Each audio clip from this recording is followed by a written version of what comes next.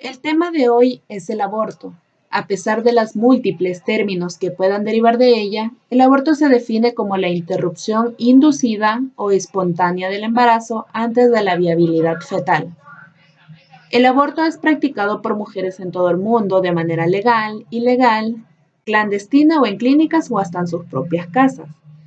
Desde los gobiernos anteriores hasta la iglesia, pasando por doctores y hasta por periodistas, hablan con propiedad de este tema. Y aunque casi todos son hombres, lo catalogan como algo inmoral o innecesario, atentando a la vida científicamente perjudicial.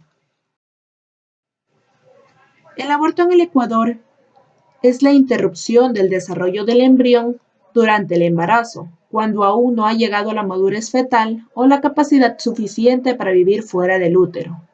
En este escrito detallaremos los siguientes puntos, como son los tipos de abortos, los tipos de procedimientos que existen para el aborto y los beneficios a partir de la legalización del aborto. Existen varios tipos de abortos. Entre estos tenemos el aborto espontáneo, que es cuando el feto es expulsado del útero de la mujer por causas naturales. También tenemos el aborto inducido, que es aquel que se realiza de manera voluntaria, con asistencia médica o sin ella. El aborto terapéutico, que es aquel que se pone en primera instancia la salida del feto, ya que así no se tiene como riesgo la muerte de la madre. El aborto en general, que viene siendo la expulsión del feto antes de la época determinada. El aborto espontáneo es la expulsión del feto por causas fisiológicas. El aborto delictivo es la expulsión prematura del proceso de la concepción. Entre estos temas importantes, también destacamos las características a su edad aproximada, teniendo en cuenta que en el primer día ya cuenta con una célula y con 23 pares de cromosomas por la unión de células germinales.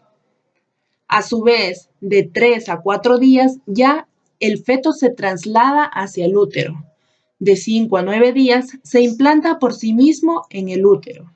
De 10 a 15 días se suspende el ciclo menstrual de su madre y mide tan solo 2 milímetros. Entre los 20 días se establece el cerebro y el sistema nervioso y la columna vertebral.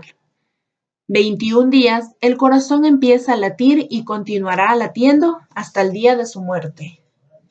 28 días, ya se forman los músculos y se manifiestan los brazos y piernas. Al primer mes, es 10,000 veces más grande que la primera célula. Ahora mide 4.5 milímetros. En los 40 días se detectan las ondas del cerebro. En los 42 días ya comienza a producir células sanguíneas.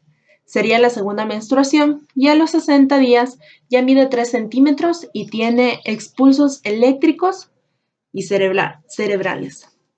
Los procedimientos varían de acuerdo con el tiempo de gestación, las condiciones de salud de la mujer y el acceso a los centros de salud que pueden ofrecer de manera adecuada y segura el procedimiento que se irá a realizar. Existen 2 técnicas para realizar el aborto, con medicamentos y quirúrgico. Como base legal, contamos con la Constitución del Ecuador. En el 2008, en su artículo 45 dice: las niñas, niños y adolescentes gozarán de los derechos comunes del ser humano, además de los específicos de su edad. El Estado reconocerá y garantizará la vida, incluyendo el cuidado y protección desde la concepción. Y el Código Orgánico Integral Penal ecuatoriano se penaliza el aborto solo en 2 tipos de aborto. Los despenaliza: en el aborto terapéutico y en el aborto eugenístico. Recordemos que el aborto eugenístico es aquel aborto voluntario, ya que el feto presenta numerosos defectos y este acarrea gastos muy altos. El aborto peligroso puede evitarse por medio de una buena educación sexual, la prevención de los embarazos no deseados mediante el uso de métodos anticonceptivos y la prestación de servicios legales en un aborto seguro. Como consecuencia, en la mayoría de los casos, a la mujer no le dijeron que todo lo que podía pasar. Muchas veces se explica el aborto como un procedimiento quirúrgico clínicamente seguro, pero los aspectos del llamado procedimiento seguro pueden dejar un deterioro físico permanente, sin mencionar el potencial de los problemas psicológicos y crónicos que estos puedan acarrear. Los efectos físicos que pueden suceder son como la esterilidad, ocasionar más abortos espontáneos, embarazos ectópicos o nacimientos de niños muertos, trastornos menstruales, hemorragia, infecciones, útero perforado, peronitis, entre otras cosas. Y como efectos psicológicos, la culpabilidad, impulsos suicidas, sensación de pérdida, insatisfacción, sentimiento de luto, pensamientos y remordimientos. Las causas del aborto. El principal problema psicológico del aborto es el miedo.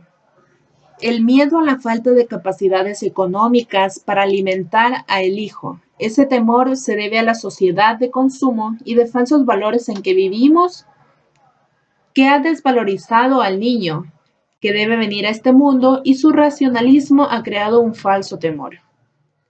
Entre estas también encontramos las causas ovulares, que pueden ser tres tipos: anomalías de cordón, anomalías cromosomáticas y anomalías genéticas. Las causas locales pueden ser anomalías del cuello de útero o del cervix. Cuando se trata de anomalías de la cámara de huevo, la cavidad puede ser dimensiones muy pequeñas para contener a este huevo, malformados o deformadas o restringido debido a la presencia de pólipos o fibromas defectuosas. Las causas maternas, causas paternas,